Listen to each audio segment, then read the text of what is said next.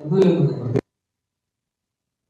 ഒരു success celebrate ചെയ്യുക എന്നുള്ളതാണ്. ഇന്നലെ ഒരു ദിവസം കൂടെ കഴിഞ്ഞിട്ട് വിചാരിച്ചു ഇന്നലെ നമുക്ക് ആവശ്യം മഴ,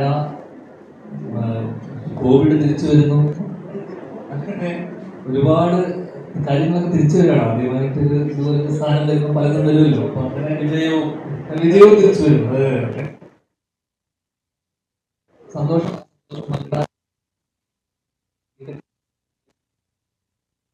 സിനിമ സ്വാഭാവികമായിട്ടും മലയാള സിനിമ കഴിഞ്ഞ കുറച്ച് മാസങ്ങളായിട്ട് കടന്നു പോകുന്ന ഒരു ക്രൈസിസ് എല്ലാവർക്കും അറിയാമല്ലോ. കാരണം തിയേറ്ററിലേക്ക് ആളുകൾ വരുന്ന നമ്പർ ഓഫ് സക്സസ് റേറ്റ് വളരെയധികം കുറഞ്ഞു വരുന്ന കാലത്ത് ഒരു സിനിമ വളരെ വളരെ ഇൻഡസ്ട്രി മുന്നോട്ട് നിലനിന്ന് പോകാനും ഒക്കെ വളരെ വളരെ ഇമ്പോർട്ടൻ്റ് ആണ്. അപ്പം കഴിഞ്ഞ ദിവസം നമ്മുടെ കൂടെ വന്നിറങ്ങിയ ബാക്കിയുള്ള സിനിമകളൊക്കെ തന്നെ നന്നായി ഓടുന്നു അറിയുമ്പോൾ ഒരുപാട് സന്തോഷം. അപ്പൊ ഇങ്ങനെ ഇത്തരം പ്രതിസന്ധികൾക്കിടയിലും ആൾക്കാർ തിയേറ്ററിലേക്ക് വരുന്നത് എന്നറിയുമ്പോൾ ഇന്നലെ ഇന്നുമായിട്ടുള്ള നൈറ്റ് ഷോസ് ഒക്കെ തന്നെ നൈറ്റ് ഷോസും ഡേ ഷോസും ഹൗസ്ഫുൾ ആണ്. ഓൾമോസ്റ്റ് ഓൾ കേരള നമുക്ക് ഹൗസ്ഫുൾ. അപ്പം എന്തായാലും ഈ സന്തോഷം നിങ്ങളോടൊപ്പം പങ്കിടുന്നു.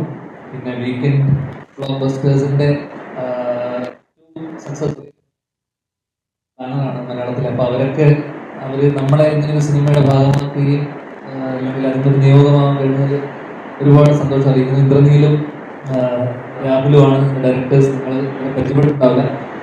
അപ്പോൾ അവരുടെ ആദ്യത്തെ സിനിമ അവരിതിനു മുന്നേ ആരുടെ കൂടെ അസിസ്റ്റ് ചെയ്തിട്ട് വർക്ക് ചെയ്ത് ചേച്ചി സംബന്ധിച്ചിടത്തോളം ചേച്ചിയുടെ ധൈര്യം കഴിഞ്ഞ ദിവസം ആരോ ചേച്ചിനോട് ചോദിക്കുകയും ചെയ്തു, പുതിയ സംവിധായകർ ഇങ്ങനെ സിനിമ എടുക്കുന്നത് എന്ത് ധൈര്യത്തിലാണ് ചേച്ചി ഇറങ്ങി പുറപ്പെടുന്നത് ചോദ്യം വരും. അപ്പൊ ചേച്ചി അതിന് ഉത്തരം പറയേണ്ടി വരും. അപ്പോൾ ചേച്ചിയുടെ ധൈര്യം നമ്മളിവിടെ ഇതോടൊപ്പം തന്നെ നമ്മൾ എടുത്തു പറയേണ്ടതാണ്. എന്തായാലും സന്തോഷം, ഒരുപാട് സന്തോഷം. എന്തായാലും കഴിഞ്ഞ ദിവസങ്ങളിൽ വന്ന റിവ്യൂസ് ആയിക്കോട്ടെ, അല്ലെങ്കിൽ നോർമൽ ഓഡിയൻസിന്റെ ഒപ്പീനിയൻ ആയിക്കോട്ടെ, എല്ലാം തന്നെ എബോ ആവറേജിന് മുകളിൽ അല്ലെങ്കിൽ വെരി ഗുഡ് വന്ന കിട്ടിയ അഭിപ്രായങ്ങളെല്ലാം തന്നെ. അപ്പം ഇന്നത്തെ കാലത്ത് വാച്ചബിൾ അല്ലെങ്കിൽ എന്ന് പറയുന്നത് സിനിമ അഭിപ്രായം വരുന്ന വലിയ കാര്യമാണ്. അപ്പം വരുന്ന ആൾക്കാർ തന്നെ എനിക്ക് തോന്നുന്നു വേർഡ് ഓഫ് മൗത്തിലൂടെ വന്ന ആൾക്കാരാണ് കൂടുതലും. ഒരു 90% അഭിപ്രായം കേട്ട് അറിഞ്ഞു വരുന്ന ആൾക്കാരാണ്. റിവ്യൂസ് ആയിക്കോട്ടെ നമുക്ക് ഇതുവരെ വന്ന റിവ്യൂസ് എല്ലാം തന്നെ ആരും ഒരാളും തന്നെ മോശം എന്ന് പറഞ്ഞിട്ടില്ല. അത് തന്നെ വലിയ കാര്യം. അപ്പോൾ എന്തായാലും നമ്മൾ എടുത്തൊരു എഫേർട്ടിന് അല്ലെങ്കിൽ ഇവരെല്ലാവരുടെയും ടീം എഫേർട്ടാണ്, അത് കളക്റ്റീവ് എഫേർട്ട്. അത് അപ്രീഷിയേറ്റ് ചെയ്യപ്പെടുമ്പോൾ ഒരുപാട് സന്തോഷം. Thank you. ചേച്ചി ഞാൻ നേരത്തെ പറഞ്ഞു സോഫിയാന്റെ ധൈര്യത്തെ കുറിച്ച് അതിൻ്റെ റിസൾട്ടാണ്. നല്ല ബുക്കിങ്സ് ഒക്കെ നന്നായിട്ട് കൂടിക്കൊണ്ടിരിക്കുന്നുണ്ട്. അപ്പോൾ തീർച്ചയായിട്ടും നല്ല സ്ക്രീൻ പ്രൈസും കാര്യങ്ങളൊക്കെ കിട്ടിക്കഴിഞ്ഞാൽ തീർച്ചയായിട്ടും ധ്യാനം എക്സ്പ്ലെയിൻ ചെയ്യാൻ പറ്റുന്നതാണ്. ഇതിൻ്റെ റിസൾട്ടാണ് ഇപ്പോൾ തിയേറ്ററിൽ കാണുന്നത്. തീർച്ചയായിട്ടും ഇനിയും കാണാത്തവർ തിയേറ്ററിൽ തന്നെ സിനിമ കാണാമെന്നുള്ളതാണ് പറയാനുള്ളത്. കാരണം തിയേറ്റർ വാച്ച് തന്നെ ചെയ്തെടുത്തേക്കുന്ന സിനിമയാണ്. അത്രയും ക്വാളിറ്റി ഉണ്ടെന്നുള്ളതാണ് നമുക്ക് കിട്ടുന്ന റിവ്യൂസും ഫീഡ്ബാക്കും.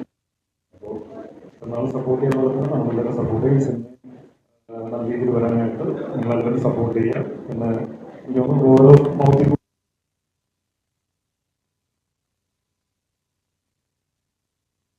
കാര്യമാണ്, നല്ല സിനിമയാണെന്ന് കണ്ട അഭിപ്രായം വന്നു കഴിഞ്ഞാൽ തീർച്ചയായിട്ടും ജനങ്ങൾ തിയേറ്ററിലേക്ക് വരും എന്നുള്ളതിൻ്റെ ഒരു എക്സാമ്പിൾ കൂടിയാണ്. അപ്പോൾ തീർച്ചയായിട്ടും ഇനിയും കാണാത്തവർ തിയേറ്ററിൽ വന്ന് സിനിമ കാണാൻ സപ്പോർട്ട് ചെയ്യും. സിബി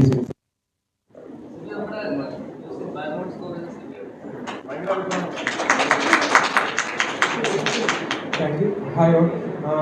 എന്നെ സംബന്ധിച്ച് എനിക്ക് ഈ പ്രോജക്റ്റ് ഞാൻ അത്യാവശ്യം എനിക്കൊരു ഓർമ്മ ചെയ്യണമെങ്കിൽ ഞാൻ 1.5-2 വർഷത്തോളം എനിക്ക് ഗ്യാപ്പുണ്ട്. മ്യൂസിക് ഡയറക്ഷൻ ബേസ് ഞാൻ വേറെ പടങ്ങളൊന്നും ചെയ്തിട്ടില്ല. അപ്പോൾ ഈ ഗ്യാപ്പിന് ശേഷം എനിക്ക് വന്നൊരു പ്രോജക്റ്റ് ആയിരുന്നു. 2 കാര്യങ്ങളാണ് എന്നെ സംബന്ധിച്ച് ഈ പ്രോജക്റ്റ് എനിക്ക് ചെയ്യാൻ ഞാൻ ട്രൈ ചെയ്ത 2 കാര്യങ്ങൾ. ഒന്ന് കോഴ്സ് വീക്കെൻഡിൻ്റെ പടമായതുകൊണ്ട്. സെക്കൻഡ്, എനിക്ക് ഇന്റർവ്യൂവിൽ ഫസ്റ്റ് ഒരു ചെറിയൊരു അയച്ചിട്ടുണ്ടായിരുന്നു, ഒന്ന് കാണാൻ പോകുന്നത്. അപ്പോൾ അത് കണ്ടപ്പോൾ തന്നെ എനിക്ക് ബാക്കിയുള്ള ടെക്നിക്കലി ബാക്കിയുള്ള വിഷ്വൽ സൈഡ് ഭയങ്കര ക്വാളിറ്റി ഉണ്ടായിരുന്നു. അപ്പം പിന്നെ അവർക്ക് ഓൾറെഡി അവർ തന്നെ അവർ ഇന്റർവ്യൂവിൽ പറഞ്ഞിട്ടുണ്ടായിരുന്നു, ഈ പറഞ്ഞ പോലെ പടത്തിന്റെ സ്ക്രിപ്റ്റിംഗ് സ്റ്റേജിൽ തന്നെ അവർ എന്ത് സൗണ്ട്സ്കേപ്പ് ആയിരുന്നു വേണ്ടതെന്നുള്ളത് അവർക്ക് ഭയങ്കര ഡെഫിനറ്റ് ആയിരുന്നു. അവർ ഈ കുറച്ച് റെട്രോ സീൻ, അപ്പം എന്നെ സംബന്ധിച്ചും എനിക്ക് ഭയങ്കര ഇഷ്ടമുള്ളൊരു ജോണറായിരുന്നു. അപ്പം ഇതെല്ലാം കൂടെ ചെറുപ്പം എനിക്ക് ചെയ്യാൻ ഭയങ്കര ആഗ്രഹം ഉണ്ടായിരുന്നു. പിന്നെ എൻ്റെ ഓപ്പോസിറ്റ് ആണെങ്കിൽ അവസാനമായിട്ട് ഈ പ്രോജക്റ്റിലേക്ക് ഇന്ന ഒരു ടെക്നീഷ്യനാണ് ഞാൻ, അവസാനമായിട്ട് ഫയൽസ് ഡെലിവർ ചെയ്യുന്ന ഒരു ടെക്നീഷ്യനാണ് ഞാൻ. അപ്പം മൊത്തത്തിൽ നന്നായിട്ട് വന്നു. എനിക്ക് പേഴ്സണലി മൊത്തം പ്രോജക്റ്റിന്റെ എല്ലാവരും നല്ലത് പറയുന്നുണ്ട്, പിന്നെ സ്കോറിനും നല്ല കിട്ടുന്നുണ്ട്. അപ്പം മൊത്തത്തിൽ ഞാൻ ഹാപ്പിയാണ്.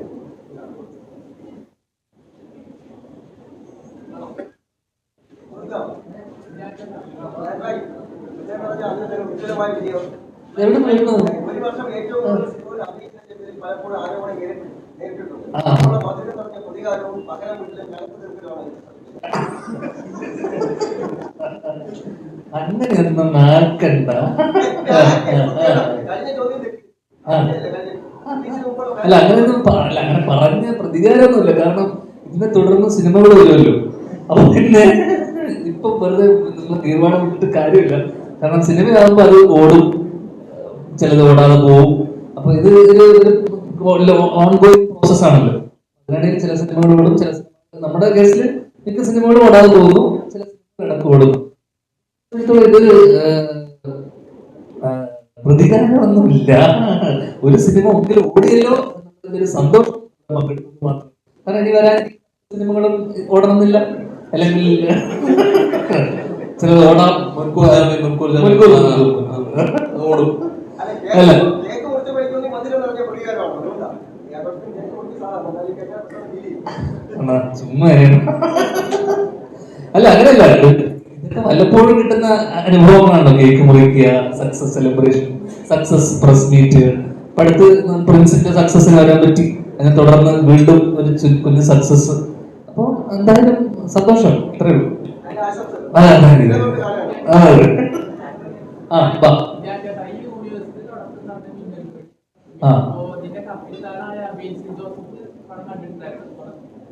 കണ്ടിട്ടുണ്ടോ ചേച്ചി? അറിയില്ല, അല്ല ബേസിൽ കണ്ടിട്ടില്ല തോന്നുന്നു.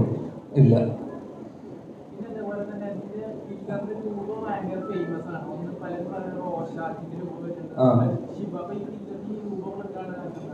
അത് എന്നോടല്ല, നിങ്ങൾ പറയണം. ബേസിക്കലി ഒരു ക്രീപ്പിനെസ് നമ്മുടെ ഉണ്ടെന്ന് വേണം തോന്നി. അപ്പോൾ അതിൽ പണ്ട് 90 സെറ്റിംഗ് ആയതുകൊണ്ട് തന്നെ ഷാർക്ക് എന്ന് പറഞ്ഞൊരു കോമൺ സംഭവം കിട്ടുന്നത് കൊടുക്കാമെന്നേ ഉള്ളൂ. അല്ലാതെ അത് ഷിപ്പുമായിട്ട് അല്ലെങ്കിൽ റോഷാക്കാണെങ്കിൽ കണക്ഷൻ ജസ്റ്റ് ഒരു ഗ്രാമത്തിൽ നമുക്ക് ബേസിക്കായിട്ട് കിട്ടാവുന്ന ഒരു സാധനമാണ് ഈ ഷാർക്കിൻ്റെ ഒരു കഷ്ണം. സോ അത് കിട്ടുന്നത് കൊടുക്കുന്നേ ഉള്ളൂ.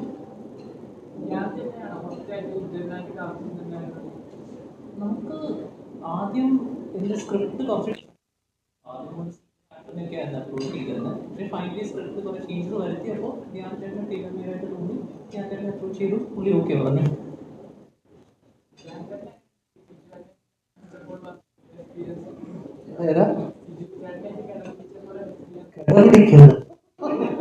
അത്തരം ഇതൊന്നും ഉണ്ടായില്ല. കാരണം അവസാനത്ത് ഇതിൽ പറഞ്ഞു വരുമ്പോൾ ഇതിന് ശരിക്കുള്ള നായകൻ സിരിച്ചേട്ടനാണ്. ഈ പേര് മാത്രമേ ഉജ്ജ്വലം എന്നുള്ളൂ. കാരണം വെച്ച് കഴിഞ്ഞാൽ സാധാരണ ഈ കഥയുടെ നമ്മള് ട്രെയിലറിലൊക്കെ കണ്ടിട്ടുണ്ടാവും നിങ്ങൾ, ഈ ഇതിലെ അല്ലെങ്കിൽ പറയുന്ന ചാക്ക് ധരിച്ചിട്ടുള്ള ആളെ അടിക്കുന്നതും ഒക്കെ സിരിച്ചേട്ടനാണ്. അടിക്കുന്നതും പിടിക്കുന്നതൊക്കെ സിരിച്ചേട്ടനാണ്. നമുക്കത് ട്രെയിലറിൽ കണ്ടാൽ മനസ്സിലാവും. സാധാരണ നായകനാണല്ലോ അല്ലല്ല, ശാരീരികമായിട്ട് എനിക്ക് അത് നേരിടാനുള്ള ഇതില്ല. അതിനു വേണ്ടിയിട്ട് സിരിച്ചേട്ടൻ. അപ്പം സ്വാഭാവികമായിട്ടും നായകനാണ് ഇതിനെ പിടിക്കുന്നതും അതേ നായകനെ ഒതുക്കിക്കൊണ്ടുവരുന്നു. അങ്ങനെ പറഞ്ഞു വരുമ്പോൾ സിരിച്ചേട്ടൻ ഇവിടുത്തെ നായകൻ.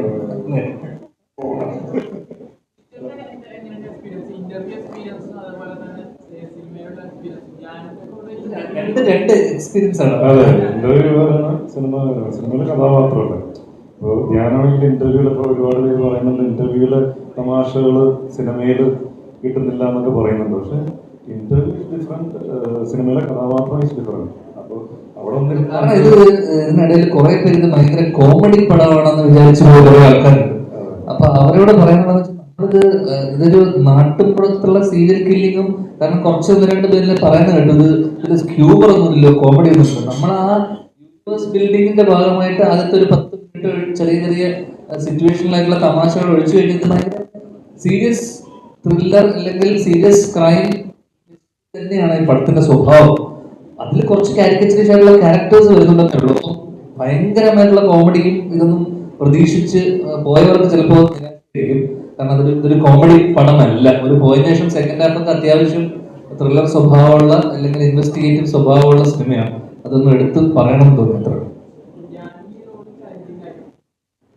അല്ല, എന്നെ വെച്ച് ചെയ്യുന്ന ആൾക്കാർക്കാണല്ലോ ചലഞ്ചിങ്.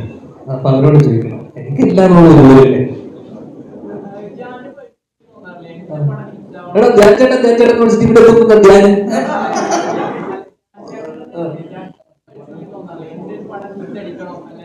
ഏതാ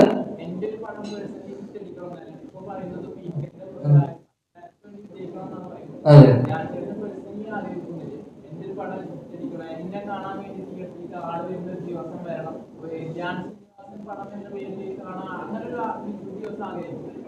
അങ്ങനെ ആഗ്രഹം നീ അല്ലല്ല അത് ചോദിച്ചാൽ കറക്റ്റല്ലേ.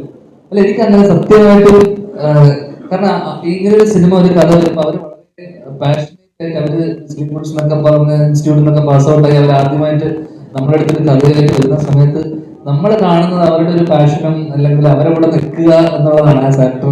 ഞാൻ പൊതുവെ ചെയ്യുന്നത് ഈ പറഞ്ഞ പോലെ ഡയറക്ടേഴ്സിനോട് നിൽക്കുക, അവരുടെ ഒരു കൺവിക്ഷനോട് നിൽക്കുക. അപ്പൊ അവരുടെ ഈ എന്റെ സന്തോഷത്തിനപ്പുറം ഐ എം ഹാപ്പി ഫോർ ഈ രണ്ട് ഡയറക്ടേഴ്സ് അല്ലെങ്കിൽ പുതിയ ന്യൂജാണ് പുതിയ ഡയറക്ടേഴ്സാണ്. അപ്പൊ നമ്മൾ കുറച്ച് വർഷമായിട്ട് ഇവിടെ സക്സസ് പലപ്പോഴുള്ള സക്സസ് ആണെങ്കിൽ പോലും അതൊക്കെ നമ്മൾ കണ്ടുവരുന്നു.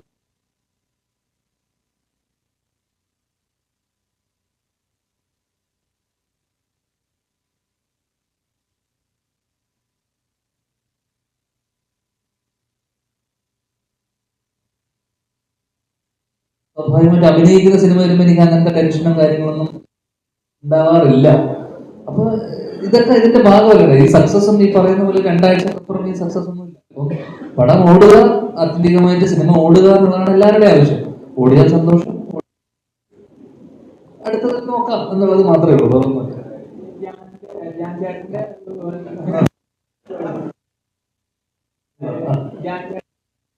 ഒരു നടനുണ്ടെന്ന് കണ്ടത് ആദ്യം വിനീതേട്ടനായിരുന്നു.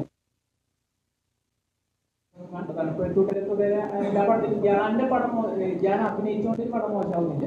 പക്ഷെ ഞാൻ ഇത്രയും പടങ്ങളിൽ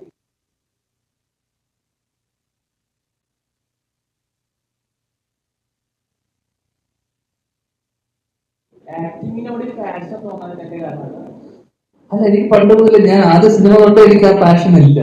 പിന്നെ അത് പെട്ടെന്ന് അങ്ങനെ പാഷൻ വരാനുള്ള സാധ്യത എനിക്ക് ആദ്യ സിനിമ തൊട്ടിട്ടല്ലേ ഞാൻ അസിസ്റ്റന്റ് ഡയറക്ടറായിട്ടാണ് ഞാൻ തുടങ്ങിയതും. അപ്പൊ എനിക്ക് ഡയറക്ടർ എന്നുള്ളത് തന്നെയായിരുന്നു ആഗ്രഹവും അതൊക്കെ. പിന്നെ കഴിഞ്ഞതിന് ശേഷം ഒരു വർഷത്തെ ഗ്യാപ്പിന് ശേഷമാണ് ബേസിന്റെ സിനിമ ആയതുകൊണ്ട് ചെയ്തു. കപ്പേര് അജു നീരജ് ഉള്ളത് കൊണ്ട് ചെയ്തു. ഒരേ മുഖം സൗഹൃദത്തിന്റെ പുറത്ത് ചെയ്തു. പിന്നെ ഗൂഢാലോചന അതേപോലെ അജു ബാസി ഈ സിനിമകളൊക്കെ ഉണ്ടായത് ഒരു ഫ്രണ്ട്ഷിപ്പിലൂടെ ഫ്രണ്ട്സിന്റെ കൂടെ പടം ചെയ്യാലോ എന്നുള്ള ഒരു ആഗ്രഹത്തിന്റെ പുറത്തൊക്കെയാണ്. അപ്പോഴേക്ക് ഡയറക്റ്റ് ചെയ്യാൻ വേണ്ടി ലവ് ആക്ഷന് പോയി.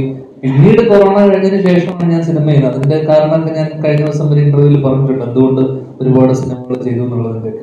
അപ്പൊ എനിക്ക് പണ്ട് മുതൽ ഞാൻ എല്ലാ ഇന്റർവ്യൂവിലും പറയുന്ന കാര്യമാണ്, എനിക്കിപ്പോ വരുന്നതേ നമുക്ക് ചെയ്യാൻ പറ്റും, നമുക്ക് കിട്ടുന്നതേ നമുക്ക് ചെയ്യാൻ പറ്റും. നമ്മളുടെ അടുത്ത് നല്ലത് വരുമ്പോ, നല്ല കഥകൾ വരുമ്പോ അത് നമ്മൾ ചെയ്യാന്നുള്ളത് മാത്രമേ ഉള്ളൂ. അപ്പൊ നല്ലത് ഇപ്പൊ ഇതുപോലൊരു വർഷങ്ങൾക്ക് ശേഷം വന്നു, ഉജ്ജ്വലൻ വന്നു, നാളെ ഒരു നല്ലതൊരെണ്ണം ആരെങ്കിലും എഴുതി. ഇപ്പൊ നമുക്ക് ഏറ്റവും കൂടുതൽ വേണ്ട നല്ല റൈറ്റേഴ്സിനെയും നല്ല കഥകളും. അപ്പം അത് നമ്മളിലോട്ട് എത്തുക എന്ന് പറയുന്നത്, കാരണം അത് പല പല സ്റ്റേജസിലൂടെ കടന്നു പോയിട്ടായിരിക്കും. ആദ്യം ചിലപ്പോ എനിക്ക് വരുന്ന കഥകൾ ഞാൻ സ്ഥലത്ത് പറഞ്ഞു, എനിക്ക് വരുന്ന കഥകളൊക്കെ ദുൽഖറിന് വേണ്ടി ആലോചിച്ച കഥകളൊക്കെയാണ് എനിക്ക് വേണ്ടി എത്തുന്നത്. ആദ്യം അവർ ആലോചിക്കുക ദുൽഖറിന് ചെയ്യാൻ വേണ്ടിയായിരിക്കും. പിന്നെ അത് താഴെത്തി ആദ്യം ചെയ്യാതെ നമ്മളിലേക്ക് എത്തും. നമുക്ക് പ്രത്യേകിച്ച് പ്ലാനൊന്നും ഇല്ലാത്തതുകൊണ്ട് നമ്മളത് ചെയ്യും. അപ്പോൾ അതിൽ പലരും നമുക്ക് പരിചയമുള്ള ആൾക്കാരായിരിക്കും, സുഹൃത്തുക്കളായിരിക്കും, നമ്മളോട് വർക്ക് ചെയ്തിട്ടുള്ള അസോസിയേറ്റുകളായിരിക്കും. അപ്പൊ അവരുടെ ഒരു ആദ്യ സിനിമ നടക്കട്ടെ എന്നുള്ള രീതിയിൽ അവർക്കത് വിജയിച്ചാലേ അവർക്ക് മുന്നോട്ടൊരു കരിയർ ഉള്ളൂ. അപ്പൊ ഞാൻ സ്വാഭാവികം ചെയ്യണം എന്ന് പറഞ്ഞ് നമ്മളങ്ങനെ ചെയ്യും. പക്ഷെ ഈ സിനിമയിൽ അങ്ങനെ ആയിരുന്നില്ല. സ്വാഭാവികമായിട്ട് ഇത് വീക്കെൻഡ് അല്ലെങ്കിൽ ചേച്ചി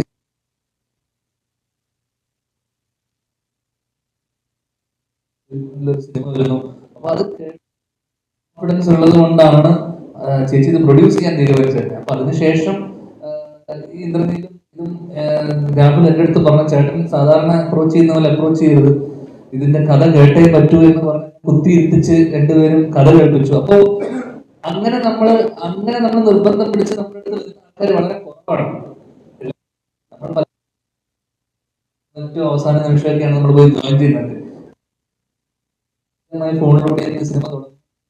അപ്പോൾ ഇവരത്രയും എന്നെ ഇൻവോൾവ് ചെയ്യിപ്പിച്ചു. അപ്പൊ അതിന്റെ റിസൾട്ട് എന്നോട് ഇന്ന് കഴിഞ്ഞ ദിവസം കണ്ട ആൾക്കാരൊക്കെ എടുത്തു പറഞ്ഞൊരു കാര്യം, ഞാൻ നന്നായി അഭിനയിച്ചു എന്നോട് കുറെ പേര് എന്നോട് വിളിച്ചു പറഞ്ഞു, നന്നായി ചെയ്തു, അല്ല നല്ല രസമുണ്ട് കാണാൻ സിനിമയിൽ.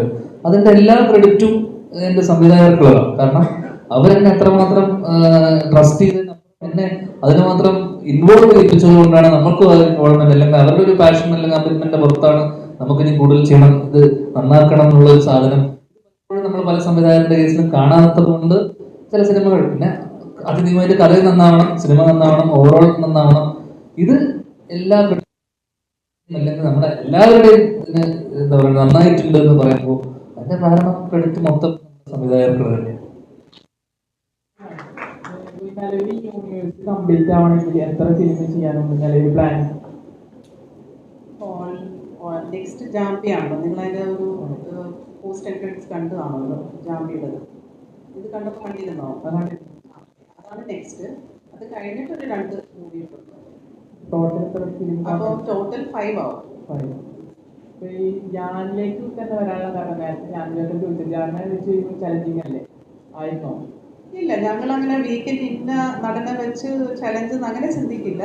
നമ്മളൊരു കഥ ഇഷ്ടപ്പെട്ട് മുമ്പോട്ട് പോകുമ്പോൾ നമുക്ക് ഇന്ന ആക്ടർ ഇതിന് സൂട്ടാകും എന്ന് അപ്രോച്ച് ചെയ്യുന്നത്, അങ്ങനെയാണ്. അല്ല നമ്മൾ അതിൻ്റെ അകത്ത് വേറെ ചിന്തിക്കാറില്ല. എന്താണ് ഞാൻ ചേട്ടൻ കൂടെയുള്ള എക്സ്പീരിയൻസ്? അത് മാത്രമല്ല, വീക്കെൻഡ് നടനപ്പുറം ഏറ്റവും കൂടുതൽ പുതുമുഖ സംവിധായകർക്ക് അവസരം കൊടുത്ത ബാനർ കൂടിയാണ്. മനസ്സിലായി? അപ്പം RDX ആയിക്കോട്ടെ, കൊണ്ടലായിക്കോട്ടെ, ഇതോടൊപ്പം തന്നെ നമുക്ക് പുതിയ സംവിധായകരും കൂടെ കിട്ടുകയാണ് മലയാള ഇൻഡസ്ട്രിയിൽ. അപ്പം ആ രീതിയിൽ ചേച്ചിയെ സംബന്ധിച്ചിടത്തോളം നമുക്കറിയില്ല, പ്രൂവ് ചെയ്ത ആൾക്കാരല്ല പലപ്പോഴും, ഫസ്റ്റ് അറ്റംപ്റ്റ് ആണ് പലരുടെയും. അപ്പം അതുകൊണ്ട് ചേച്ചി അത്രമാത്രം ഇവര് ഒരു എന്താ പറയുക, ആ ഒരു സബ്ജക്റ്റിൽ ഒരു കോൺഫിഡൻസിന്റെ പുറത്താണ് എനിക്ക് തോന്നിയിട്ടുള്ളത്. അവര് ആ ബ്ലൈൻഡ് ആയിട്ട് ഒരു ഗാമ്പിൾ എടുക്കുന്നത്. അപ്പം അത് വലിയ കാര്യം തന്നെയാണ് തീർച്ചയായിട്ടും. ഞാനും ഡിറ്റക്റ്റീവ് ഉജ്ജലുമായിട്ട് ഒരു കോമ്പിനേഷൻ ഫിലിം ഉണ്ട്. അതായത് മിന്നൽമുരളി 2 അല്ലെങ്കിൽ ഡിറ്റക്റ്റീവ് ഉജ്ജലിന്റെ 2ാം ഭാഗം വരുമ്പോൾ 2ാം ഭാഗം നോക്കിക്കോ എന്നുള്ളൊരു ചോദ്യം വരുന്നത്. നമ്മളിപ്പം സിനിമാറ്റിക് യൂണിവേഴ്സ് എന്ന് പറഞ്ഞിട്ട് നമ്മളത് ക്രിയേറ്റ് ചെയ്തു. അതിൽ ഫസ്റ്റ് സിനിമയാണ് മിന്നൽമുരളി. സെക്കൻഡ് നമ്മളിപ്പം ഡിറ്റക്റ്റീവ് ഉജ്ജ്വലൻ ചെയ്തു. അപ്പോൾ ഇനി അടുത്ത 3 മൂവീസിലൂടെ പല ക്യാരക്ടേഴ്സ് വരുന്നുണ്ട്. ഇനി അത് കഴിഞ്ഞിട്ടൊരു മൂവിയിൽ ചിലപ്പോൾ ഇതിനകത്തുള്ള പല ക്യാരക്ടേഴ്സും ഒരുമിച്ച് വരുന്നതായിരിക്കും. അത് നമ്മളത് ഫ്യൂച്ചറിലുള്ള കാര്യങ്ങളാണ്. നമ്മൾ അങ്ങനെയാണ് ഡിസ്കഷൻ.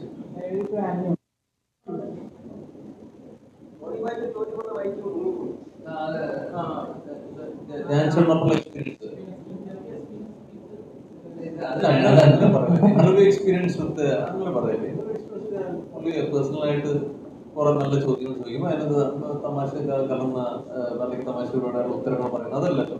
പുള്ളി നടന്നുള്ള തിരിച്ച് നടന്നു തന്നെയാണ്. പിന്നെ ഈ പറഞ്ഞ തന്നെ എനിക്ക് തോന്നിയിട്ടുള്ളത് മലയാള സിനിമയ്ക്ക് നഷ്ടമാവുന്നത് പുള്ളി നല്ലൊരു എഴുത്തുകാരനാണ്. പക്ഷെ എന്തായാലും മടി പിടിച്ച് എഴുതുന്നില്ല. പുള്ളിയുടെ അടുത്ത് എനിക്ക് ഒന്ന് 2 വർഷം മുമ്പ് പറഞ്ഞുള്ള സബ്ജക്റ്റിന്റെ ഇതിവൃത്തം ഞാൻ പറയുന്നില്ല. പക്ഷെ നമ്മൾ നല്ല 1-2 സബ്ജക്റ്റ് പുള്ളിയുടെ അടുത്ത് പറഞ്ഞിട്ടുണ്ട്. അതൊക്കെ എനിക്കൊന്ന് വരും വർഷങ്ങളിൽ പുള്ളി സംവിധാനം ചെയ്യുകയോ മറ്റാർക്കെങ്കിലും കൊടുക്കുകയോ ചെയ്തെങ്കിൽ ഞാൻ മിനിമം പറഞ്ഞു. അപ്പൊ ആ ഒരു ക്രാഫ്റ്റൊക്കെയാണ് എനിക്ക് കൂടുതൽ പുള്ളിക്ക് തോന്നിയിട്ടുള്ളത്. പിന്നെ ഈ പറഞ്ഞ നമ്മൾ പല ആക്ടേഴ്സിനൊപ്പം വർക്ക് ചെയ്യുന്നു. അമിതമായിട്ട് ടെക്സ്റ്റ് എടുക്കാതെ പെട്ടെന്ന് കാര്യങ്ങൾ ഗ്രഹിക്കാൻ, അല്ലെന്നുണ്ടെങ്കിൽ പിന്നെ ഈ പറഞ്ഞ പോലെ തന്നെ ലെജൻഡറി ഒരാളുടെ മകനാണല്ലോ. അപ്പൊ ആ ഒരു ക്വാളിറ്റി പുള്ളിക്ക് ഉണ്ട് ഞാൻ വിശ്വസിക്കുന്നു. കൂടുതൽ ടെക്നീഷ്യനായിട്ടും പുള്ളി ശോഭിക്കണം. അല്ലാതെ ഇത് മറ്റേ ചോദ്യം തന്നെ ഒരു സുഖമില്ലാത്ത ചോദ്യം. ഇന്റർവ്യൂവിൽ ഒരു മനുഷ്യൻ എന്താ അന്യമല്ലോ അല്ലാണ്ട് മനസ്സിലായി, പണ്ട് മനസ്സിലായി. അപ്പോഴും എക്സ്പീരിയൻസ് കണ്ണൂർ സ്ക്വാഡിൽ എനിക്കൊരു റോൾ ഉണ്ടായിരുന്ന, എനിക്ക് കണ്ണൂർ സ്ക്വാഡിൽ ആ റോളാണ് പുള്ളി ചെയ്തത് അല്ലേ? സ്കൂളിൽ വേഷം ഉണ്ടായിരുന്നാണ്. പക്ഷെ പുള്ളി തടി കുറയ്ക്കാനൊക്കെ പുള്ളിക്ക് കുറച്ച് ബുദ്ധിമുട്ടാണെന്ന് പറഞ്ഞുകൂടി പിന്നെ ആ പറ ഇവിടെ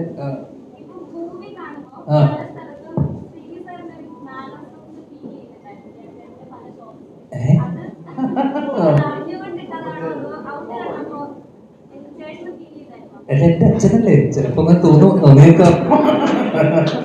എന്റെ ആദ്യം സിനിമ കണ്ട് ഇഷ്ടപ്പെട്ടു എന്ന് പറഞ്ഞ മെസ്സേജ് അയച്ച ഒരാളാണ് കേട്ടോ അവള്.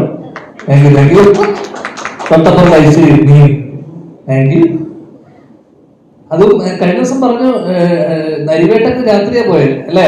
ഫസ്റ്റ് ടൊവിനേക്കാളും ഇഷ്ടം എന്നെയാണെന്നും പറഞ്ഞു അല്ലേ? എന്താ പറഞ്ഞല്ലോ അല്ലേ? അതെ. എന്താ നിനക്കറിയണ്ട അച്ഛനെ പോലെ സാമ്യം തോന്നിയോ? ആ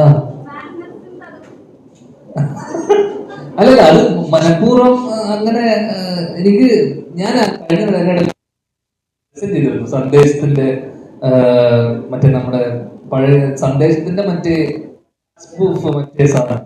അപ്പൊ അന്ന് ഞാൻ അനൂപാണ് ഡയറക്ട് ചെയ്തത്, സത്യനങ്ങളുടെ മോൻ അനൂപ് സത്യനെ ഡയറക്ട് ചെയ്തത്. അപ്പൊ അനൂപിനോട് പറഞ്ഞു ഇങ്ങനെ സെയിം കാര്യം. സാധാരണ അച്ഛന്റെ മാനറിസം കൂടുതലും അച്ഛന്റെ ചായ ഒക്കെ കൂടുതൽ ചേട്ടനാണ് കൂടുതലുള്ളത്.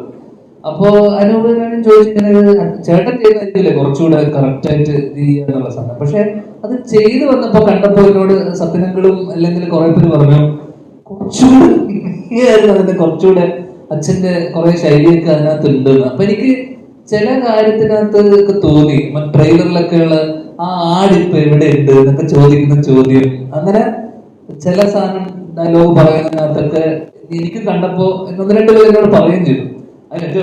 അതിനപ്പുറം കഴിഞ്ഞ ദിവസം എന്നോട് അമ്മ വന്നിട്ട് ചോദിച്ചു അച്ഛനും ഇതിന്റെ ഒരു പടം ഇറങ്ങിയിട്ടുണ്ടെന്ന് അറിഞ്ഞോന്ന് സിനിമയുടെ പേര് ഞാൻ പറഞ്ഞു ഡിറ്റക്റ്റീവ് ഉജ്ജ്വലൻ സിനിമയുടെ ചോദ്യ ചേച്ചിന്റെ പടമാണെന്നൊക്കെ പറഞ്ഞു. അപ്പൊ പുള്ളി പറഞ്ഞു ഞാൻ പോയി കാണാൻ പറ്റുമോ എന്ന് ചോദിച്ചു. സാധാരണ കാരണം ഇതിന് മുന്നേ അവര് പോയിട്ടുള്ള സിനിമകൾക്കെല്ലാം തന്നെ അച്ഛനും അമ്മക്കുള്ള പേടി നിങ്ങളെയാണ് പേടി. കാരണം നിങ്ങൾ എന്തെങ്കിലും അഭിപ്രായം ചോദിച്ചു കഴിഞ്ഞാൽ സ്വന്തം മോനെ പറ്റി കുറ്റം പറയാൻ പറ്റുമല്ലോ എന്ന് പേടി, അല്ല അവരുടെ സിനിമയെ പറ്റി കുറ്റം പറയാൻ അങ്ങനെ പേടിച്ചിട്ട് എന്റെ അമ്മ അച്ഛൻ ഈടൊരു സിനിമ കാണാനേ പോകാറില്ല, പ്രത്യേകിച്ച് എന്റെ സിനിമ. അപ്പൊ ഞാൻ പറഞ്ഞു ധൈര്യമായിട്ട് പോയിക്കോ, ചീത്തപ്പേരില്ല, വലിയ പ്രശ്നമില്ലാതെ പോകും, നല്ലതാണെന്ന് പറഞ്ഞാൽ മതി എന്ന് ഞാൻ പറഞ്ഞില്ല.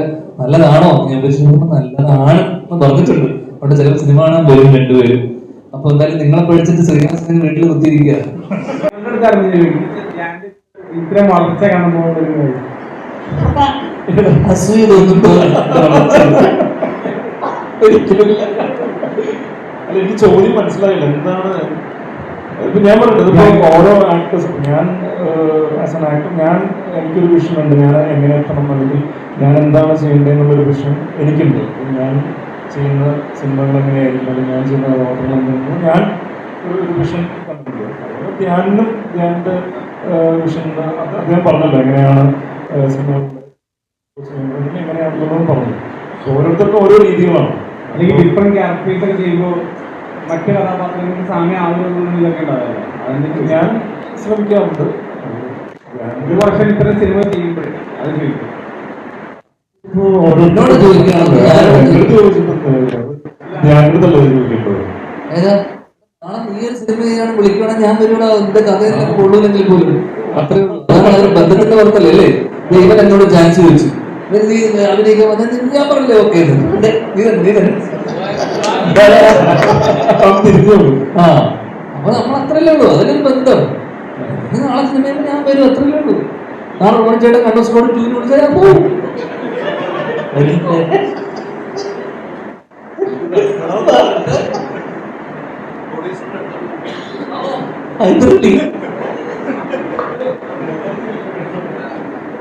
കുറെ സിനിമകളാണ് ഇതെല്ലാം കെട്ടിയിരിക്കുമ്പോൾ വലിയ സിനിമകൾ ചെറിയ സിനിമകൾ ഈ സിനിമ അത്തരത്തിലുള്ള പുതിയ സംവിധാനം തീരുമാനിക്കും.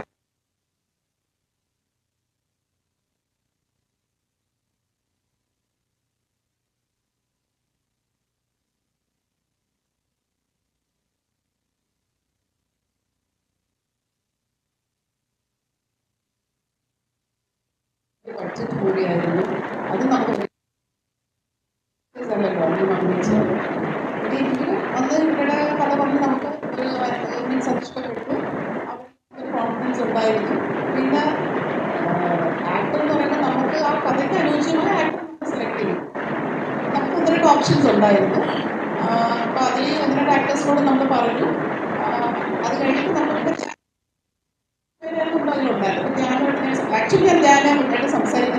കൂടി ഡയറക്റ്റ് ചെയ്യാൻ വേണ്ടിയിട്ടായിരുന്നു ഞങ്ങൾ അങ്ങനെയാണ് സംസാരിക്കുന്നത്. പക്ഷെ അത് അങ്ങനെ ആ ഡിസ്കഷനിലാണ് ഞാനോട് പറയുന്നത് എനിക്കൊരു പ്രോജക്റ്റ് ഉള്ളത് ഞാനിത് കേൾക്കണം.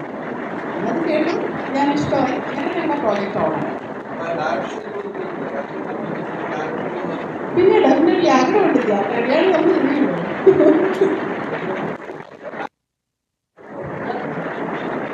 അതില് ചാൻസ് ചോദിച്ചാൽ നടക്കൂല്ലോ. നമ്മൾ ഒരുമിച്ച് ഒരു പടം ഓടിയിട്ടില്ല, ഒരു പടം റെഡിക്കില്ല, ഓടിയിട്ടില്ല പലരും. നമ്മുടെ കോമ്പോ ഫ്ലോപ്പാണ്. അതെ ആ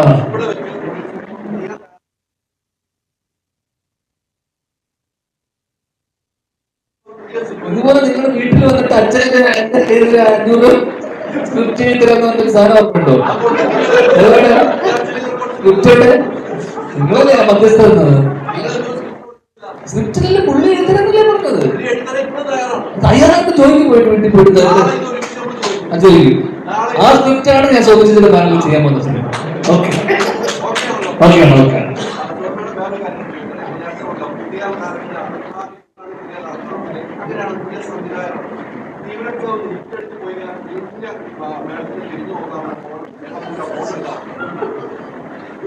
നമ്മളപ്പോഴത്തേക്ക് അടുത്ത പ്രോജക്റ്റിലോട്ട് പോകുമല്ലോ. വിളിച്ചാൽ സംസാരിക്കും, വിളിച്ചില്ലെങ്കിലും വിഷമമില്ല. അവർക്ക് ഫ്യൂച്ചർ ഉണ്ടായല്ലോ, പിന്നെ അവർക്ക് അതുമായിട്ട് മുമ്പോട്ട് പോകുമല്ലോ. നമുക്ക് സന്തോഷമാണ്. പിന്നെ നമ്മുടെ ഒരു മൂവിയിൽ അവർ നല്ലൊരു ഡയറക്ടർ ആവുമ്പോൾ നമ്മൾ പ്രൊഡ്യൂസറാണല്ലോ റിസ്ക് എടുക്കുന്നത്. അപ്പം അതിൽ വിജയിച്ചു വരുമ്പോൾ അവരുടെ കഴിവുണ്ട് ഡെഫിനറ്റ്ലി. പിന്നെ അത് ഫ്യൂച്ചറിൽ വിളിക്കുന്നത് വിളിക്കാത്തവരൊക്കെ ഇഷ്ടമല്ല.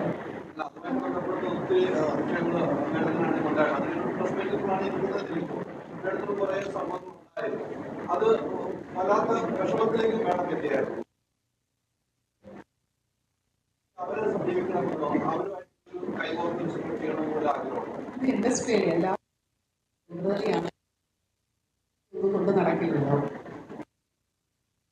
വീണ്ടും സിനിമ ചെയ്യില്ലല്ലോ. സിനിമ ചെയ്തതിന് ഇഷ്ടപ്പെടാനുണ്ട്.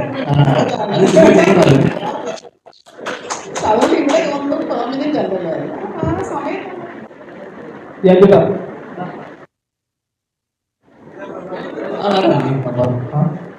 നമുക്ക് ജയിലർ വന്നപ്പോൾ കറക്റ്റ് ഒരു ജയിലർ ഉണ്ടാകുന്ന ഒരു ക്ലാഷ് ചെയ്തു. ഇപ്പൊ തക്കിലേക്ക് വരുമ്പോ അതില് ഞാന്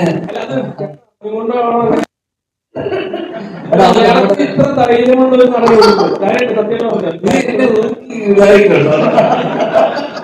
അല്ല, ആ ധൈര്യം എനിക്ക് ജനിച്ചപ്പോ തോന്നിയിട്ടുണ്ട്. അത് വേറെ കാര്യം. പക്ഷെ അത് നമ്മുടെ സുഹൃത്ത് അവനാണ്, ആ പുള്ളിയാണ്. ഞാനത് വളരെ അതാ പറഞ്ഞേ, അവൻ വിളിച്ചാലും ഞാൻ പോകും, ഞാൻ വരും, അത്രേ ഉള്ളൂ. ഇത് നമ്മുടെ ജോലിയില്ലേ. അല്ല, ഞാൻ ഇതിനകത്ത് ഒരു അര ദിവസത്തെ അല്ലെങ്കിൽ ഒരു 1-2 സീനിൽ മാത്രമേ ഉള്ളൂ. എന്താണ് നമ്മളെന്താണെന്ന് സ്വീകരിക്കും, അത്രേ ഉള്ളൂ. ഏതാ അത് നിങ്ങൾ ഉപയോഗിക്കുന്നില്ലേ?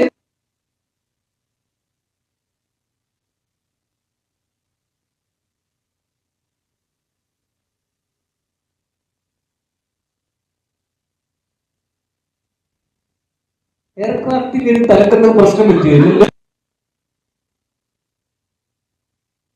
എയർക്രാഫ്റ്റിൽ എനിക്ക് പ്രശ്നം പറ്റിയില്ല.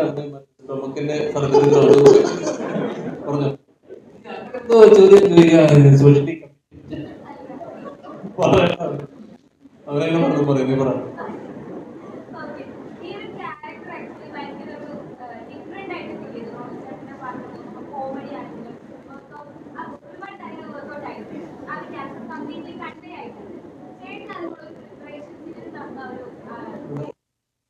മാസം വെറുതെ നന്നായിട്ട് പ്രിപ്പയർ ചെയ്യാൻ സമയം കിട്ടി. അതാണ് എൻ്റെ സത്യം. അപ്പൊ എൻ്റെ അടുത്ത് വന്നപ്പോൾ തന്നെ പറഞ്ഞു, ചൂസ് ചെയ്ത് അവസരം എൻ്റെ അടുത്ത് തന്നെ എത്തിയില്ലേ. ഞാൻ പടങ്ങളൊക്കെ വരുമ്പോൾ ഓരോരോ ക്യാരക്ടർ പലരും പറയുമ്പോൾ നമുക്ക് മനസ്സിലാവും, ചില സജഷൻസ് പറയും. എൻ്റെ എപ്പോൾ റെഡി ആക്കിയിട്ടാന്ന് പറഞ്ഞിട്ട് പോകുമ്പോൾ തന്നെ തെരുവ് പറഞ്ഞിട്ട് പോയത് നമ്മൾ കണ്ടിട്ടുണ്ട്. അപ്പം പറഞ്ഞു മര്യാദയ്ക്ക് വരണം പടങ്ങൾ ചെയ്യുന്നത്. ഇപ്പൊ ഞാനിപ്പോൾ കുറച്ച് വാതിലുകൾ തുറന്നിട്ടിട്ടുണ്ട്.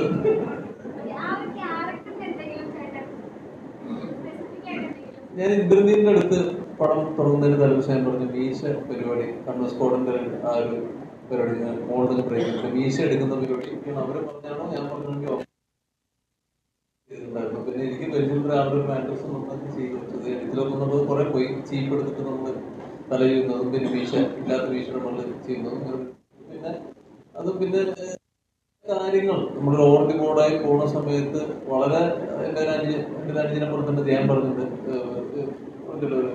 ഓവറാട്ടോ കുറച്ചോളം പറയും ഞാൻ തന്നെ പറഞ്ഞിട്ടുണ്ട് നമ്മൾ കുറച്ചിട്ടുണ്ട് അല്ല ഞാൻ പറഞ്ഞത് അത് തിയേറ്ററിൽ വന്ന് കൂടുതലൊക്കെ നല്ലതല്ല നമ്മൾ കൂടുതലൊരു കോ-ആക്ടർ പറഞ്ഞു തരണം. അങ്ങനെ ഒരുപാട് കാര്യങ്ങളുണ്ട്. പിന്നെ പുള്ളിയുടെ പടത്തിന്റെ ക്യാമറമാൻ നമ്മുടെ കണ്ണൂർ സ്കോഡിന്റെ ഡയറക്ടറായിരുന്നു. ഇവർ നമ്മൾ ഓൾറെഡി സൗഹൃദങ്ങളുണ്ട്. അപ്പോൾ പല കൊള്ളാരൊക്കെ ചെയ്തിട്ടുണ്ട് തോന്നുന്നു. ഒന്നും പറഞ്ഞിട്ടില്ല, എന്നാലും നമുക്കറിയാം.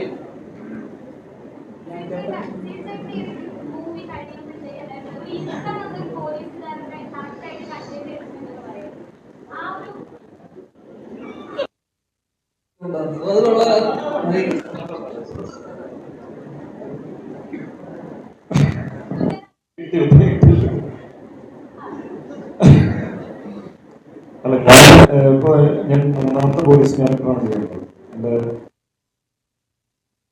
എൻ്റെ സിനിമയിൽ പോലീസ് കോൺസ്റ്റബിൾ ആയിരുന്നു, CPO ആയിരുന്നു. ജഗന്റെ മൂവിയിൽ അത് ഇറങ്ങിയിട്ടില്ല. അതിൽ SI ആയിട്ടാണ്, പ്രൊബേഷൻ പീരീഡിൽ വരുന്ന SI ആയിട്ടാണ്. ഇതിലിപ്പോൾ CA ആയി. അപ്പോൾ ഇരുത്തം വരുമല്ലോ കോൺസ്റ്റബിളിൽ നിന്ന്. ഇവിടെ SI ആയി. അപ്പോൾ അതിന്റെ ഇരുത്തം നന്നായിരിക്കും. ഇരുന്നിട്ട് IG ആയിരിക്കും.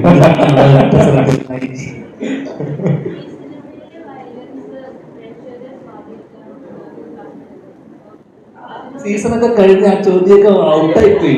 നമ്മളത് എവിടെയാ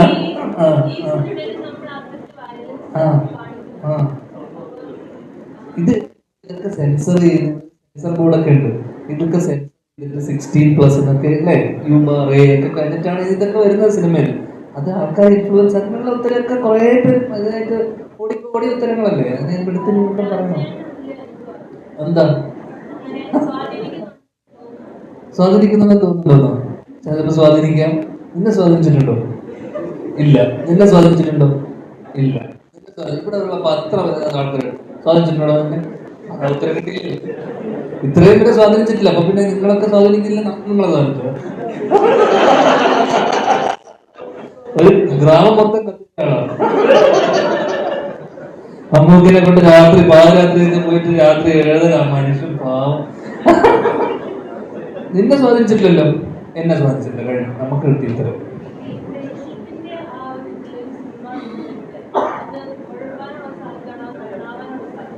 രണ്ടുമുണ്ട്. ചിലപ്പോ നമുക്ക് ഉഴപ്പാം. പക്ഷെ ഇതൊക്കെ അൾട്ടിമേറ്റ്ലി ഇതിന്റെ ഡയറക്ടറിനെ ഡിപ്പെൻഡ് ചെയ്തിരിക്കുന്നു. ചിലപ്പോൾ നമ്മളിപ്പോ ഞാനും അജു അല്ലെങ്കിൽ ചേട്ടൻ അല്ലെങ്കിൽ നീം ചേട്ടനൊക്കെ ഉള്ള സെറ്റ് ആണെങ്കിൽ ഉഴപ്പാനുള്ള സാധ്യത വളരെ വളരെ കൂടുതലാണ്. മനസ്സിലായില്ലേ? ഹൈ ചാൻസസ് ഓഫ് ഉഴപ്പിന് സാധ്യതയുണ്ട്. എല്ലാത്തിനകത്ത് ഉഴപ്പ് ചിലപ്പോൾ കണ്ടിട്ടില്ല. പക്ഷെ അവിടെ സംവിധായകനോട് നമുക്കൊരു ബഹുമാനവും ഒരു കഴിഞ്ഞാണ് കൺട്രോൾ സംവിധായകൻ എന്തായാലും ഉണ്ടോ. അതെന്റെ ചേട്ടന്റെ സെറ്റിൽ പോയപ്പോഴും ഞാനുണ്ട്, ബേസിലുണ്ട്, അവിടെ നീരജുള്ള ദിവസമുണ്ട്. നമ്മള് ഭീകര ഉഴപ്പാണ് ബാക്കിയുള്ള സമയങ്ങളിലൊക്കെ തന്നെ. പക്ഷെ അവിടെ ഒരാൾ വന്നിട്ട് വട എന്ന് പറഞ്ഞു കഴിഞ്ഞാൽ നമ്മൾ അങ്ങ് അച്ചടക്കത്തോടെ അവിടെ പോയി ഇരിക്കും. ഇപ്പോൾ നീരജൻ എന്നോട് വർഷങ്ങൾക്ക് ശേഷം ചെയ്യുന്ന ദിവസം എന്നോട് പറഞ്ഞു, ഇങ്ങനെ എത്ര മണിക്കാണ് ഷൂട്ട്? അപ്പോൾ ഞാൻ പറഞ്ഞു, ഇവിടെ 6 മണിക്കൊക്കെ ഫസ്റ്റ് ഔട്ട് വരും. 6 മണിക്ക് 6 മണിക്ക് പട്ടി വരും എന്ന് പറഞ്ഞിട്ട് ഞാൻ 10 മണിയൊക്കെ വരും. ഞാൻ നോക്കുമ്പോൾ 6:10 അവിടെ വന്നിട്ട് റെഡി ആയിട്ട്. അപ്പോ അവിടെ അതുപോലെ ആളുണ്ടാവുമ്പോ കുറച്ച് അനുസരണയോടെ വരും. അപ്പോ അവിടെ വലിയ ഇതൊന്നും കളിച്ചിട്ട് കാര്യമില്ല. നേരത്തെ പറഞ്ഞ പോലെ സിനിമകളുടെ നമുക്ക് തോന്നുന്ന ഈ സ്ക്രിപ്റ്റുകളുടെ ഒരു അപകടം,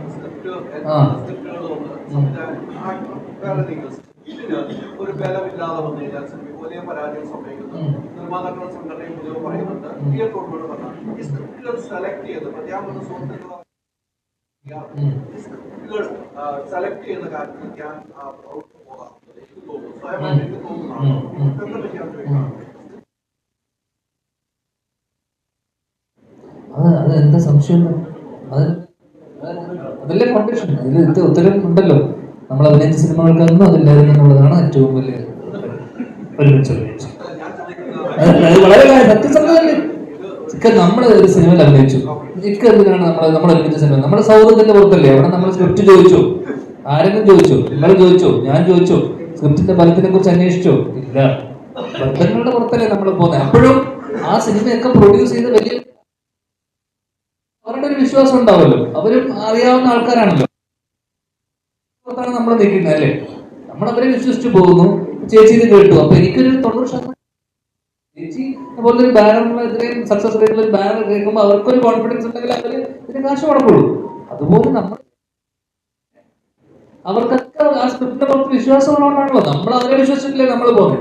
ഇത് പാളി പോകുന്ന എവിടെയാ? എക്സിക്യൂട്ട് ചെയ്ത് വരുമ്പോൾ പാളി പോവാം അല്ലെ, പടം ഷൂട്ടിനിടയിൽ പാളി പോവാം, അല്ലെങ്കിൽ വിചാരിച്ചതുപോലെ വർക്കൗട്ട് ആയില്ലെങ്കിൽ പാളി പോവാം, ഏത് ഘട്ടത്തിൽ വേണം പാളി പോവാം. പിന്നെ ചില സിനിമകൾ നമ്മൾ പറഞ്ഞ പോലെ എല്ലാവർക്കും യുനാനിമസ് ആയിട്ട് ഇഷ്ടപ്പെട്ടാലേ സൂപ്പർ ഹിറ്റിലോട്ടൊക്കെ ഒരു സിനിമ എത്തുന്നുള്ളൂ.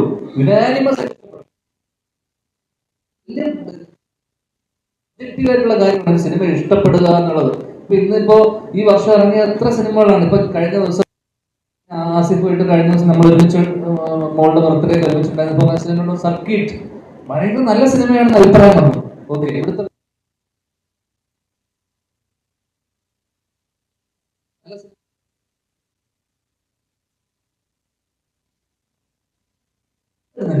അതെന്തുകൊണ്ടാണ് നല്ല സിനിമയാണ്, ഇവിടുത്തെ റിവ്യൂസ് ക്രിറ്റിക്സ് ഒക്കെ അഭിപ്രായം പറഞ്ഞിട്ടും തിയേറ്ററിലോട്ട് നല്ലതാണെങ്കിൽ പോലും തിയേറ്ററിലോട്ട് ആളുകൾ വരുന്നത് ഇപ്പൊ കുറഞ്ഞു ഭയങ്കരമായിട്ട്. അത്രയും ചൂസ് ചെയ്യുക ആൾക്കാർ. സിനിമ നന്നായതുകൊണ്ട് കാര്യമില്ല, എല്ലാ ഘടകങ്ങളും മാർക്കറ്റിംഗ് തൊട്ട് ഇത്രയും ഫാക്ടേഴ്സ് ഒക്കെ നന്നായി വന്നാലും മാത്രമേ ഒരു സിനിമ ഇതുള്ളൂ. പിന്നെ തിയേറ്റർ എക്സ്പീരിയൻസ് വേണ്ട സിനിമ. തിയേറ്ററിൽ എന്തെങ്കിലും ഉണ്ടെങ്കിൽ അല്ലെങ്കിൽ തിയേറ്ററിൽ പോയിട്ട് എക്സ്പീരിയൻസ് ചെയ്യാൻ കണ്ടാൽ മാത്രമേ ആൾക്കാർ ഇന്ന് തിയേറ്ററിലോട്ട് വരുന്നുള്ളൂ. അപ്പൊ അതിലുള്ള എക്സെപ്ഷൻ ആണ് പ്രിൻസ് പോലുള്ള സിനിമകൾ. കാരണം അതൊരു കുടുംബ ചിത്രമാണ്. സാധാരണ നമ്മൾ ഇന്റർവ്യൂലൊക്കെ പറഞ്ഞു, കാരണം പ്രിൻസിന്റെ വിജയം എന്ന് പറയുന്നത് സാധാരണ കുടുംബ ചിത്രം. പക്ഷെ ദിലീപേട്ടൻ ഒരു ആവറേജ് ആയാൽ തന്നെ ദിലീപേട്ടന്റെ പടം അദ്ദേഹത്തിന്റെ ഒരു ആവറേജ് സിനിമ വന്നാൽ തന്നെ മലയാളത്തിൽ അത് ഹിറ്റാണ്. ഇപ്പൊ ഈ സിനിമ ഇപ്പൊ ഇത്രയും ആൾക്കാർ വരാൻ സാധ്യത, അല്ലെങ്കിൽ നമ്മൾ കണ്ടൊരു സാധ്യത തിയേറ്റർ എക്സ്പീരിയൻസ് കൊടുക്കാൻ പറ്റുന്നത് അതൊരു ഓർഡിനറി സിനിമയല്ല. ഇത് വെൽ മെയ്ഡ്, അത്യാവശ്യം ക്വാളിറ്റി ഉള്ള, ടെക്നിക്കലി സൗണ്ട് ആയിട്ടുള്ള ഈ പറഞ്ഞ ഒരു തിയേറ്റർ എക്സ്പീരിയൻസ് കൊടുക്കാൻ സാധ്യതയുള്ള സിനിമ ആയതുകൊണ്ടാണ് നമ്മൾ എടുത്തു പറയുന്ന കാര്യം അതാണ്. അപ്പൊ ആ രീതിയിൽ ഇന്നത്തെ സിനിമക്ക് ഡെഫിനറ്റ്ലി തിയേറ്റർ എക്സ്പീരിയൻസ് കൊടുക്കാൻ പറ്റിയില്ലെങ്കിൽ സിനിമ വീണു പോകും. എന്തൊക്കെയോ ചോദിച്ചു, എന്തൊക്കെയോ പറഞ്ഞു. വലിയ റിവ്യൂ ചെയ്തിട്ടുണ്ട് ആളുകൾ ഒരു മോശം പറഞ്ഞിട്ടില്ല. ഞാൻ ചെയ്തു വെച്ചിട്ടുള്ള നമ്മള് അതിനകത്ത് സന്തോഷവാനാണ്. ഞാൻ ഉൾപ്പെടെ ഞാൻ സന്തോഷമാണ്. പക്ഷെ ആ സിനിമയും നമുക്ക് വേണ്ടത്ര രീതിയിലേക്ക് തിയേറ്ററുകൾ എത്തുന്നുണ്ടോ എന്ന് അതാ പറഞ്ഞ അതിനുവേണ്ടിയാണല്ലോ നമ്മളിപ്പോ ഈ സക്സസ് മീറ്റും ഇതെല്ലാം ഇതിന്റെ ഭാഗമായിട്ടാണ് തിയേറ്ററിൽ ആൾക്കാർ വരാനും ആൾക്കാരെ അറിയിക്കാനും. പിന്നെ ഏറ്റവും വലിയ കാര്യം എന്ന് വെച്ച് കഴിഞ്ഞാൽ ഇപ്പൊ ഇന്നിപ്പോ ഇവിടെയുള്ള പലരും ഇതിലുള്ള എത്രയോ പേരോട് പറഞ്ഞു ചേട്ടാ കൊള്ളാന്ന് പറഞ്ഞു, ഇവരൊരു 10 പേരെടുത്ത് പോയി പറഞ്ഞു. ഈ പറയുന്ന വേർഡ് ഓഫ് മൗത്ത് തന്നെയാണ് ഒരു സിനിമ എന്ന് വിജയിപ്പിക്കുന്നത് എനിക്ക് തോന്നുന്നു. ആൾക്കാർ 10 പേര് കണ്ട ആൾക്കാർ അടുത്ത 10 പേരെടുത്ത് പറയുമ്പോൾ അവർ പോയി കണ്ട് കാര്യമുള്ളൂ. കാരണം ഒരു പരിധി വരെ ഒന്നും ക്രിറ്റിക്സിനോ റിവ്യൂസിനോ ഇൻഫ്ലുവൻസ് ചെയ്യാൻ പറ്റില്ല, ഒരു പരിധി കൂടുതൽ. അത് ഞാൻ പറഞ്ഞത് ഭയങ്കര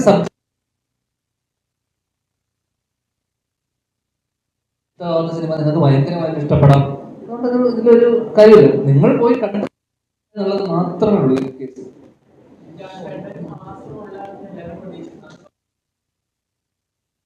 അത് ദിലീപേട്ടൻ സിനിമയല്ലേ, ദിലീപേട്ടനും ഏട്ടനും കഴിഞ്ഞിട്ട് ഞാനൊരു 10 ദിവസം അതൊക്കെ ഉള്ളൂ ആ സിനിമയിൽ.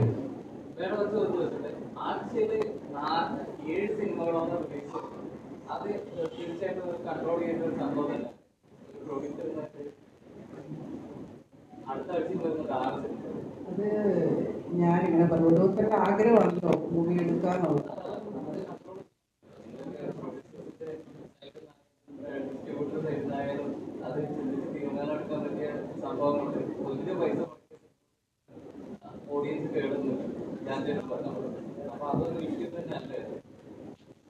എല്ലാവരും ഇത് കണ്ടോണ്ടിരിക്കുകയാണല്ലോ, ഇൻഡസ്ട്രിയിൽ ഇത് നടക്കുന്നത്. ഡെഫിനറ്റ്ലി എല്ലാവരും ഇത് ആലോചിക്കേണ്ട ഒരു കാര്യം. അതെന്താ വെച്ചാൽ ഇപ്പൊ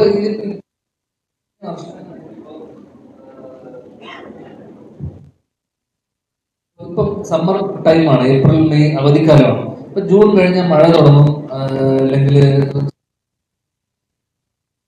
മൺസൂൺ തുടങ്ങി കഴിഞ്ഞാൽ ആൾക്കാർ വരില്ല. അപ്പൊ ഈ സമ്മറിനെ സംബന്ധിച്ച സീസണാണ്, ഏറ്റവും കൂടുതൽ ആൾക്കാർ സിനിമ കാണാൻ വരുന്ന സമയമാണ്. അപ്പൊ സ്വാഭാവികമായിട്ടും എല്ലാ ആഴ്ചയും, കഴിഞ്ഞ എല്ലാ ആഴ്ചയും തന്നെ 4 സിനിമകൾ ഉണ്ട്. കാരണം ഇത് തീരുമാനിക്കേണ്ടത് അതത് പ്രൊഡ്യൂസേഴ്സും അവരുമാണ് തീരുമാനം എടുക്കേണ്ടത്. ഇത് കൺട്രോൾ ചെയ്യാനുള്ളത് പ്രൊഡ്യൂസർ അസോസിയേഷന്റെ ബാധ്യതയല്ല ഇത് കൺട്രോൾ ചെയ്യുന്നത്. ആ താനും ആ സിനിമയുടെ ബന്ധപ്പെട്ട ആൾക്കാരുമാണ് ഇത് തീരുമാനിച്ച് ഞങ്ങൾക്ക് ഈ റിലീസ് വേണം, നമുക്ക് ഈ സമ്മർ കഴിഞ്ഞു പോയാൽ തിയേറ്ററിലെ ആള് കയറില്ല, എന്നിട്ടാണ് അവര് കൃത്യമായി പ്ലാൻ ചെയ്ത് റിലീസ് ചെയ്യുന്നത്. പിന്നെ എന്താണെന്ന് വെച്ചാൽ നമ്പർ ഓഫ് സിനിമകൾ എണ്ണം വളരെ കഴിഞ്ഞ കുറച്ച് വർഷത്തിനിടയിൽ ഒരുപാട് കൂടി. അത്രമാത്രം സിനിമകൾ ഈ വർഷം എത്തിയത്. പക്ഷെ കഴിഞ്ഞ വർഷം, അതിന് മുന്നത്തെ വർഷം, കോവിഡിന് ശേഷമൊക്കെ ആൾക്കാർ, കാരണം എല്ലാവർക്കും ജോലി വേണ്ടേ, എല്ലാവർക്കും പണി വേണ്ടേ. കോവിഡിന് ശേഷം നമ്മൾ ഈ പറഞ്ഞ ഡിജിറ്റൽ മീഡിയ ഇതൊക്കെ വളർന്നത് എല്ലാത്തിനോടൊപ്പമല്ലേ. ഡിജിറ്റൽ വളർന്നു, ഓൺലൈൻ വന്നു, ഇതൊക്കെ ഈ വളർന്നു. അപ്പൊ ആൾക്കാർക്ക് ജോലി വേണം, പുതിയ പുതിയ സിനിമകൾ സംഭവിക്കണം. അപ്പൊ അത്രമാത്രം കോവിഡിന് ശേഷം സിനിമകൾ പെരുകി എന്ന് വെച്ച് കഴിഞ്ഞാൽ എണ്ണം കൂടി. അപ്പൊ ഇതെല്ലാം അക്കോമഡേറ്റ് ചെയ്യാനുള്ള ഇതില്ല ഒരു വർഷത്തിനകത്ത്. അപ്പൊ സ്വാഭാവികമായിട്ട് എല്ലാ ആഴ്ചയും 3 റിലീസ് ഇതിന് ശേഷം വന്നു. അത്രയും അത് പിന്നെ കുറെ ഓൺലൈൻ പ്ലാറ്റ്ഫോംസ് വന്നു, OTT വന്നു, പാതി വഴിയിൽ നിന്ന് പോയ കുറെ പ്ലാറ്റ്ഫോംസ് ഉണ്ട്, OTT റിലീസുകൾ വന്നപ്പോ മാറ്ററാണിത്. അപ്പോ ഇപ്പോ ഈ പറഞ്ഞ 7 റിലീസും ഇതൊന്നും അസോസിയേഷൻ ഇതിനകത്തൊന്നും ചെയ്യാനുള്ള ഇതില്ല. അതാണ് അതത് ബാനറിന് ഇത് ചെയ്യാന്നുള്ള മാത്രമേ ഉള്ളൂ.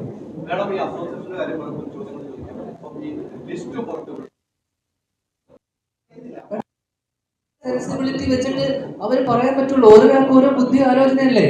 അത് നീ ഇപ്പൊ നീ എന്താ കറക്റ്റ് ആയിട്ട് നമുക്കൊരുത്തിനെ പിടിച്ച് അടിക്കാൻ പറ്റുമോ? നിന്റെ വിശ്വസിച്ചുള്ള പടത്തിൽ ചോദ്യം ഭയങ്കര അടിസ്ഥാനമായിരുന്നു. ഞാൻ പറഞ്ഞുതരാം. ഞാൻ നേരത്തെ പറഞ്ഞത് സിനിമ വളരെ സബ്ജക്റ്റാണ്.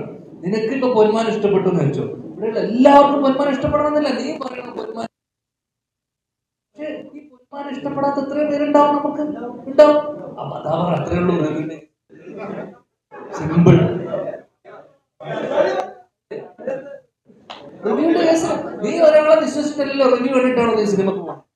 ചിലപ്പോ ആയിരിക്കും, നിന്റെ കേസിലല്ല. അപ്പൊ പിന്നെ അത്രേ ഉള്ളൂ അതുള്ള ഉത്തരം. അതുകൊണ്ട് നീ എന്നോട് ചോദിക്കാം കറക്റ്റായിട്ട് റിവ്യൂ അടി ഉണ്ടാക്കില്ല. അത്രേ ഉള്ളൂ. അടിസ്ഥാനപരമായ റിവ്യൂ എന്തിനാ നിനക്കറിയാമോ? എന്തിനാ? ഇതെല്ലാം ഒരു നീ ചോദിച്ചതെന്ന് വെച്ചാൽ എന്താണ് ഇവരൊന്നും കറക്റ്റ് പറയാത്തെന്നുള്ളതാണ് നമ്മുടെ ചോദ്യം. പിന്നെ ഇപ്പൊ നമ്മൾ OTT വരുമ്പോഴാണ് ഇത് കറക്റ്റായിട്ട് അറിയുന്നത്. അത് തെറ്റാ. കാരണം അറിയുമോ, ചില സിനിമകൾ നമ്മൾ തിയേറ്ററിൽ എക്സ്പീരിയൻസ് ചെയ്യണം, മനസ്സിലായില്ല. അപ്പൊ ഞാനൊരു സിനിമ ഇതേപോലെ സിനിമ തിയേറ്ററിൽ കണ്ടു. ഓക്കെ, എനിക്ക് ആ സിനിമ തിയേറ്ററിൽ കണ്ടില്ല. കാണാത്ത സിനിമ ഞാൻ OTT അത് തിയേറ്ററിൽ സൂപ്പർ ഹിറ്റ് ആയ സിനിമയാണ്. ഓക്കെ, സമയത്ത് ഞാൻ ഇതേപോലെ തന്നെ ഞാനൊരു ഡിസ്കഷനിൽ എനിക്കൊന്ന് അശ്വിനിന്റെ അടുത്ത് അവരുടെ തന്നെ ഫോണിൽ സംസാരിച്ചപ്പോൾ ഞാൻ ചോദിച്ചു, ഇതെന്താണ്, ഇത് ഭയങ്കര അഭിപ്രായമുണ്ട് പക്ഷെ എനിക്ക് ഇഷ്ടപ്പെട്ടില്ല എന്ന് പറയുമ്പോൾ എനിക്കൊന്ന് അശ്വിൻ തന്നെ പറഞ്ഞു, ഏതോ റിവ്യൂർ തന്നെ അവൻ പറഞ്ഞത് ഞാനത് തിയേറ്ററിൽ കാണണം. തിയേറ്ററിൽ ആ സൗണ്ട് അല്ലെങ്കിൽ ആ സൗണ്ടിന്റെ കൂടെയും അല്ലെങ്കിൽ തിയേറ്ററിൽ നമുക്കത് ആ ഒരു ഇത് പരിപാടി വേറെ തന്നെയാണ്. അത് ചില സാധനം ചിലപ്പോൾ ഒരു വലിയ മോബിന്റെ കൂടെ ഒരു മാസിന്റെ കൂടെ കാണുമ്പോൾ ചില സിനിമകൾ നമ്മൾ ഭയങ്കരമായിട്ട് ആസ്വദിക്കും, ചില തമാശ സിനിമകൾ, ചില ത്രില്ലർ. പക്ഷെ വീട്ടിൽ നമ്മൾ ഒറ്റയ്ക്ക് ഇരുന്ന് എല്ലാം ചിലപ്പോൾ ബോസ് നമുക്ക് എല്ലാ പാഴ്ചകളും മനസ്സിലാവും. നമ്മൾ 2-3 ദിവസം എടുത്തിട്ടില്ല പല സിനിമകളും. എന്തുകൊണ്ടാണ് അവൻ കറക്റ്റായിട്ട് റിവ്യൂ പറയാത്തത്? നമ്മൾ റിവ്യൂ നോക്കിയിട്ടാണോ? ചിലപ്പോൾ എത്രയോ ആൾക്കാർ റിവ്യൂ നോക്കി പോകുന്ന ആൾക്കാരുണ്ട്, പോകുന്നവർ പോട്ടെ, നീ അങ്ങനെ പോകണം.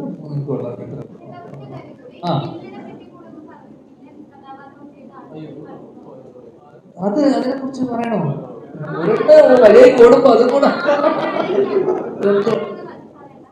എന്താ അവന്റെ നമ്പർ മൊബൈൽ ഞാൻ അയച്ചു തരാം.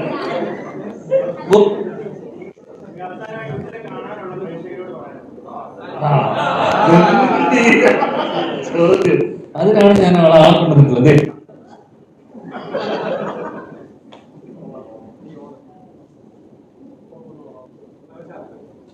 അതിനിടയിൽ നമുക്ക് ഏറ്റവും എല്ലാ റിവ്യൂവിലും യുനാനിമസ് ആയിട്ട് പറഞ്ഞൊരു കാര്യം സിബിയുടെ ബാക്ക്ഗ്രൗണ്ട് സ്കോർ മ്യൂസിക് ഗംഭീരമായിരുന്നു. അത് ഈ സിനിമ ഒരു പരിധി വരെ ഞാൻ രാത്രി സിബിക്ക് മെസ്സേജ് അയക്കുകയും ചെയ്തു. എന്ന് വെച്ചാൽ ഈ സിനിമയുടെ സെക്കൻഡ് ഹാഫ് അല്ലെങ്കിൽ സിനിമയെ പിടിച്ചു നിർത്തിയത് തന്നെ എല്ലാവരും പറഞ്ഞു. ഞാൻ ഈ കണ്ട എനിക്ക് അയച്ച റിവ്യൂസിലൊക്കെ തന്നെ എടുത്ത് പറഞ്ഞ കാര്യം ഈ സിനിമയുടെ സ്കോറിംഗ് ഗംഭീരം. അവസാനം ഇതിനെ കാണാൻ പ്രത്യേകിച്ച് കാരണമൊന്നും നിങ്ങൾ തേടേണ്ട ആവശ്യമില്ല. നമ്മൾ ഞാൻ പറഞ്ഞ പോലെ തന്നെ റിവ്യൂസ് നല്ലതാണ്, അവരുടെ അഭിപ്രായങ്ങൾ നല്ലതാണ്, പക്ഷെ അത് സ്വന്തം അഭിപ്രായമായിട്ട് എടുക്കാതിരിക്കുക എന്നുള്ള മാത്രമേ ചെയ്യാൻ. അടുപ്പമുള്ള ആരെങ്കിലും കണ്ടിട്ടുണ്ടെങ്കിൽ നിങ്ങളുടെ അടുപ്പമുള്ള ആരെങ്കിലും സിനിമ ഉണ്ടെങ്കിൽ അവരോട് ചോദിക്കാൻ.